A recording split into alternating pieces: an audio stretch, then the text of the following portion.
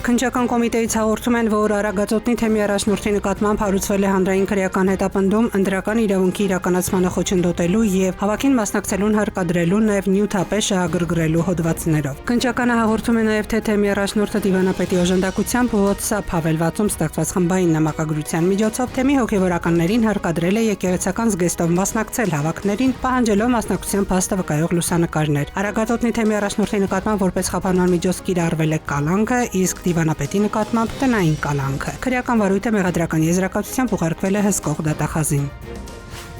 Լեմկինի անվան ցեղասպանության կանխարգելման ինստիտուտը հայտարարություն է տարածել, որտեղ ասվում է, որ ինստիտուտը խորը մտահոգություն է հայտնում Հայաստանում եկեղեցու նկատմամբ պետական շարունակական ճնշումների վերաբերյալ, ներառյալ հոգևորականների ձերբակալությունները։ Նշում են, որ այս զարգացումները վտանգավոր մարտահրավեր են Հայաստանի ժողովրդավարական ինստիտուտներին, ինչպես նաև ոտնձգություն են հայկական ինքնության հիմնական ինստիտուտների նկատմամբ։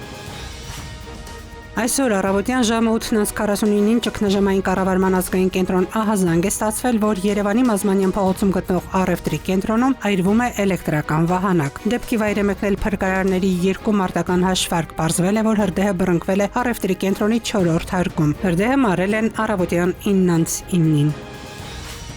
Ամանորի եւ Սուրբ Ծննդյան տոներով պայմանավորված Երևանի ավտոբուս ընկերությունը կաշխատի հատուկ գրաֆիկով, ապահովելով քաղաքացիների եւ մայրաքաղաքի հյուրերի հարմարավետությունը։ Ընկերությունից հայտնում են, որ տոնական օրերին կաշխատեն հետեւյալ գրաֆիկով. դեկտեմբերի 31-ին ժամը 7-ից 22:30, հունվարի 1-ին եւ 2-ին 8-ից 22:30, հունվարի 3-ին եւ 4-ին 7-ից 22:30, իսկ մետրոպոլիտենի աշխատանքը դեկտեմբերի 31-ին կսկսվի առավոտյան 7-ից եւ կշարունակվի մինչեւ 2026 թվականի հունվարի 1-ի ժամը 2:30, իսկ տեխնիկական որոշ հարցերով պայմանավորված 30 րոպե դեկտեմբերի 31-ի ժամը 23:45-ից մինչև հունվարի 1-ի ժամը 00:15 մետրոպոլիտենի հանրապետության հրապարակ կայարանում գնացքները կանգ առ չեն կատարի։